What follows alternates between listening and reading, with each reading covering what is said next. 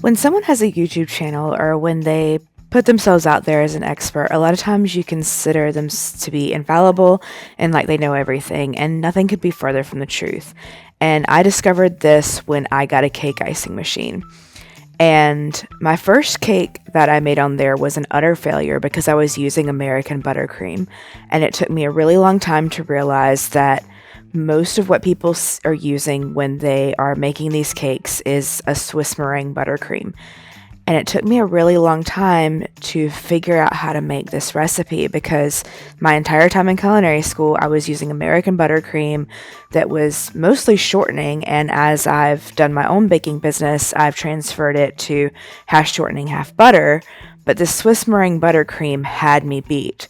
But what I have realized as I progressed along making it is that the results of this are just so shiny. The finish of it is just so much prettier. And the edges of this icing can be so much nicer than other buttercreams.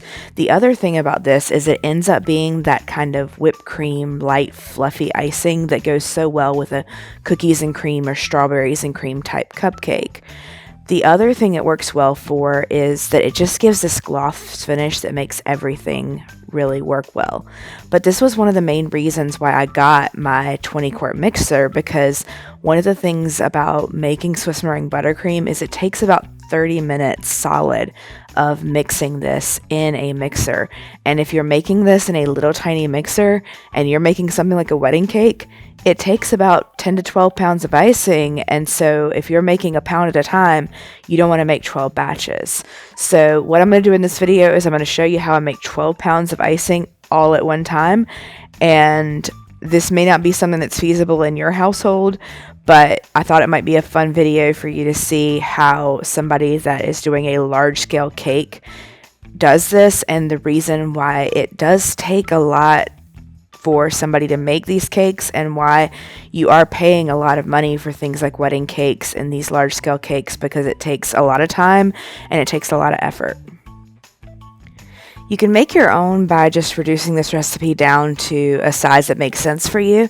But to start out with, you're going to get a metal bowl that fits into one of your pots and is not going to set on the bottom of that pot. And then you're going to put enough water in there that it's not going to touch the bottom of the bowl. Then we're going to put 4 pounds of sugar into that metal bowl. And we are going to be baking a basic makeshift double boiler. You can buy your own double boilers, but I've just found that it's easier to work with this because the bowl has curved edges, and that makes it easier to stir than a regular double boiler. So then we're going to add 32 ounces of egg whites into the bowl with the sugar. And we are going to be making 12 pounds of this icing, so that's why we're using so much. We are going to be using carton egg whites and not fresh egg whites or dried egg whites that we're adding water to. And there are some very specific reasons for this, and I have tried it with all of these different types. So you're going to put your bowl onto the pot and stir this with a whisk over medium-low heat. And this is going to slowly heat this up to melt the sugar over time. And you are stirring this until the sugar dissolves, and you'll know that it's dissolving because you're not going to feel that grittiness on the bottom of the bowl. And we're stirring it until it reaches that 110 degree mark. And this is important to why we are choosing the types of egg whites that we are. The carton egg whites are important because they are pasteurized, meaning they're heated up before they're put in the carton to a temperature that is high enough to kill any bacteria that existed in there beforehand. If you are using regular egg whites, that is not happening. If we use fresh, 110 degrees is not the minimum temperature that we are cooking egg whites to. And you are checking your temperature pretty regularly because you don't want to cook those egg whites in the bowl, and you also are stirring pretty regularly as well to make sure that there's no hot spots or anything and it's not cooking to the sides of the bowl. So as soon as it hits that 110 degree mark, you're going to remove it from the heat, and we are going to get that into your mixing bowl. And we are putting in the mixing bowl of a stand mixer. And we are using a 20-quart Hobart mixer for this, and I understand this is not a piece of equipment that most people have in their house, but this is literally something I got because I realized that I wanted to make Swiss Meringue Buttercream on a regular basis, and I use it quite often. But you're going to put that egg white in there, and then you're whipping this on high for 10 to 15 minutes until it reaches stiff glossy peaks, which is why what I talked about earlier is important, that we do not want to have to make 12 batches of this. It takes a while. So then we are going to scrape this down and turn your speed to low. And this is important because if you look at the wall behind my mixer, there is icing on that wall. And with a Hobart, you are only changing the speed when the mixer has completely stopped. Unlike a KitchenAid, you can't change it while it's running because it will mess up the gears. So only change the speed on a Hobart while it is completely stopped. So we are turning that mixer on to low.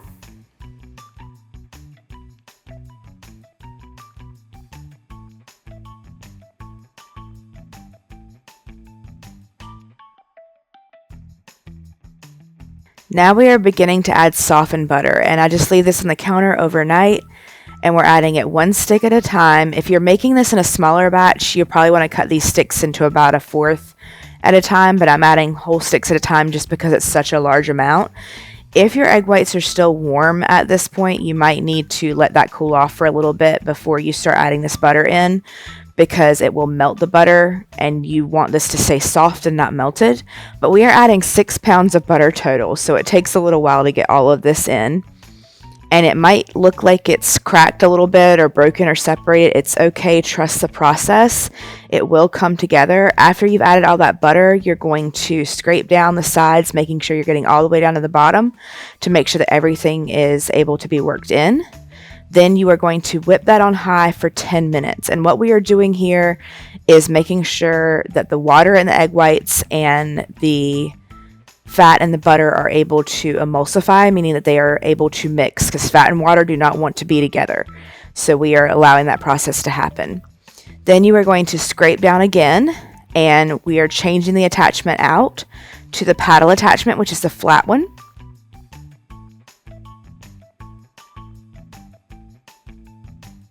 And then you are going to whip this on high for 15 minutes. And this is where it gets super messy, and I'm going to show you guys a trick at the end for how to make sure that your kitchen doesn't become completely obliterated, because ends up being icing everywhere. I didn't do it for the video so you guys could see, but you're also going to want to, at the end of this process, add some vanilla and make sure you whip until that vanilla is incorporated as well.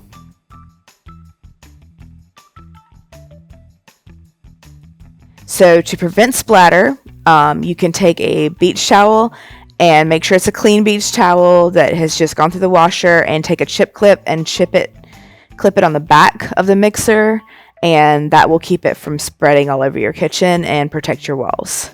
So now we are going to get ready to ice some cupcakes. So to fill a pastry bag, you're going to take your pastry bag and cuff it over top of your hand, so that about a third of the bag is over your hand, and then you're just going to scrape some icing into your bag.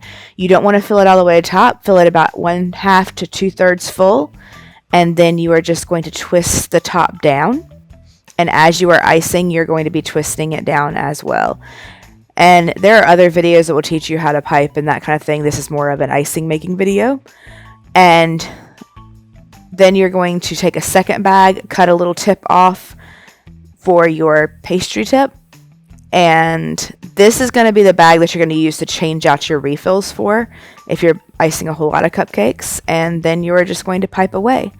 This is a 1M tip, which is an open star tip that I use a lot for icing cupcakes and doing stars on the side of cakes and things like that.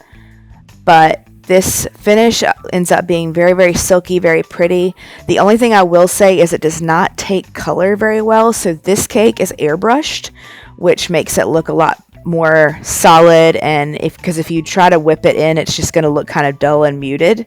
So that's something to kind of think about with these cakes. Now, for this particular cake, I ended up whipping the icing a whole lot in order to get that color incorporated. But I only do that for small cakes because I just don't have the mixer space to end up getting a whole lot of color into a whole lot of icing. And so for larger cakes, I just end up airbrushing it. Swiss Meringue Buttercream just does not take color very, very easily. So that's just something you want to keep in mind when you're planning what icing colors you're going to use and what your process is going to look like. So something that I wanted to mention to you guys once again is that we do have the 2 different membership levels for our channel right now.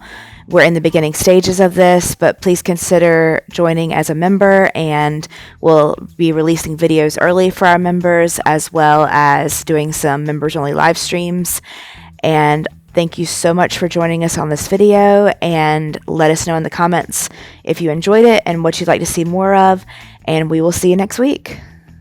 And please subscribe if you haven't yet. We would love to have you as a subscriber on our channel, and it's absolutely free.